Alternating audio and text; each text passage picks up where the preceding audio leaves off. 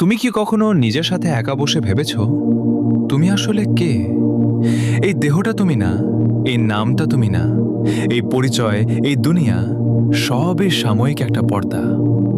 আসল তুমি লুকিয়ে আছো তোমার অন্তরের গভীরে, যেখানে কোনো মানুষ পৌঁছাতে পারে না, কিন্তু আল্লাহ সব সময় সেখানে উপস্থিত।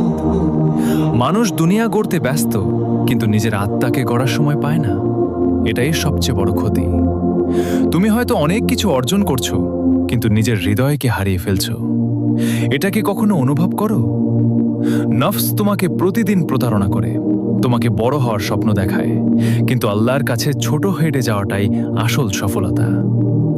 নীরবতার মাঝেই আত্মার কথা শোনা যায়, রাতের অন্ধকারেই সবচেয়ে বেশি আলো পাওয়া যায়, আর চোখের পানিতেই হৃদয় পরিষ্কার হয়। তুমি যদি সত্যিই আল্লাহকে পেতে চাও, তাহলে মানুষের দৃষ্টিতে বড় হওয়া ছাড়ো, নিজের ভিতরে ভাঙতে শেখো। কারণ আল্লাহ সেই হৃদয়কেই ভালোবাসেন যে হৃদয় ভেঙে গেছে কিন্তু তার কাছ থেকে ফিরে যায়নি। তাই আজ থেকেই শুরু করো নিজেকে খুঁজে পাওয়ার যাত্রা। দুনিয়া থেকে নয়, আল্লাহর দিকে ফিরে আসার পথ।